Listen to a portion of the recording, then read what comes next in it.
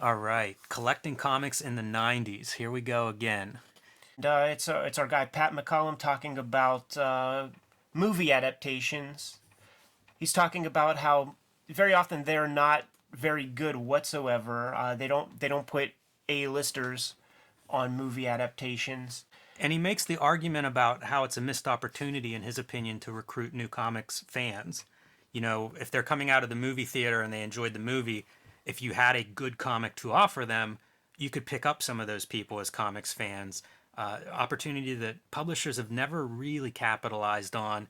But that's his argument, to put a good creative team on it and put the books out. He went so far as to even say that it would be a good idea to have maybe a stand or something in the actual theater where these magazines could be picked up, which seems like a pretty sound idea to me. Yeah, I used to go to video stores, and every now and then one of the video stores would have some comic books, like a comic book rack, which I loved it. So I think it's a good fit. You know, I think there's a lot of crossover. But here are a few comic book movie adaptations that I think stand out. So this is Blade Runner, cover Jim Steranko, you know, classic Marvel artist, designer. And the interior is drawn by Al Williamson. So a guy that goes all the way back to EC Comics days. Pretty good matchup, I think, for sci-fi noir with Al Williamson. Looks great. High level of craft. Very high level, yes. And Al Williamson also did a lot of Star Wars, including adaptations of the first trilogy. I see that you have a stack over there of movie Yes. adaptations. So this one I actually picked up at a video store at my This one local. gets that on the cam. This is Sign of a the beast. fantastic, one of my favorites. I went into my video store, which I went into almost every day, and this was sitting in their little glass case by the checkout, and I was in love because I used to go in there and be like scoring movie posters and just reading the backs of every movie that was in there, and it was like my babysitter. So when I saw a comic book, and especially a Van Damme Canon Films Cyborg comic, I was hooked. This is a promotional item that Canon Films made. Unfortunately, it's the only comic book they produced. Man, they would have been a good comic book publisher. Did you see the Canon Films documentary? Yes, yes, love it. That was right in my wheelhouse. My video store didn't know what to charge me for this, so they ended up charging me a quarter.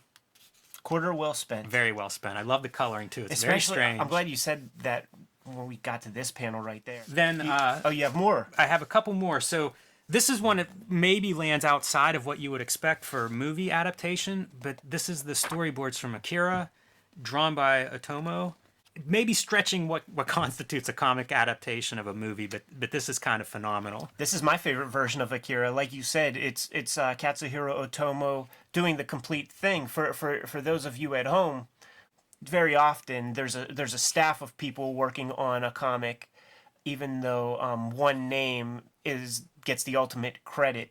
But these storyboards are Otomo making nothing but storytelling decisions. For my taste, this is comics. We spoiled you guys over the history of comics by delivering these very ornate, kind of perfectly crafted comic books. But this, to me, is pure storytelling, pure comics, and good addition. This is probably the gold standard, right? For a movie adaptation, this is 2001: A Space Oddity, adapted by Jack Kirby, writing, drawing, and even partially coloring.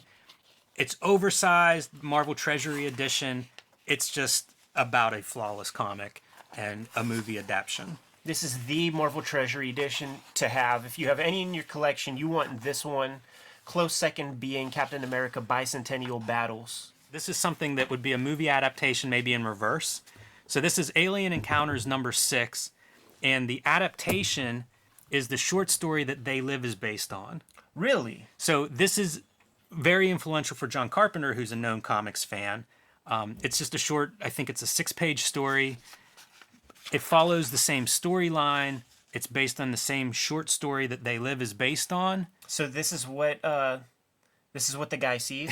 That is what he sees. The alien designs are definitely different in the movie. But Bill Ray is the cartoonist here. Very nice panel layouts. Again, some of this reference that you would see in something like Blade Runner of a sci-fi noir detective story. So I guess I agree with Pat McCallum. Dig. Make good movie adaptations. Why not? So Alien Earth Wars. This is illustrated by Sam Keith, an artist that I'm a fan of and was a fan of back then. Pretty interesting, and it kind of ties into the movie column earlier. This is not an adaptation of a specific movie, but a licensed property. But having like top artists was something different that Dark Horse did, and they did lots of miniseries with Predator and Aliens, and Sam Keith is a very unique, stylized artist, and I just dug all this. This, I think, is a reference from Heartbreak Ridge. I think there's a Clint Eastwood image that's lit that way. #1 releases for the month. Bill and Ted's Excellent Adventure #1 by our pal Evan Dorkin of Milk and Cheese fame. Yeah, great cartoonist for sure. Interesting seeing Bill and Ted's. That's a comic that I've gone back and picked up. It's weird to think of what Marvel has published throughout their history in terms of where they are now. That just feels like a book that just wouldn't exist nowadays. They had such market share that they would try some new things. So even around the time that this Bill and Ted's comic came out, there was a Kid and Play comic, Toxic Crusaders. That's true. Talking about like movie adaptations that could be done better or done with good cartoonists, Bill and Ted's is a great example of that. It's a movie that was given to a very good cartoonist, a very creative cartoonist, and the results are that book continues to be reprinted to this day. Evan Dorkin would tell us to shut up and move along, and he would say that he's embarrassed that we're saying nice things about him.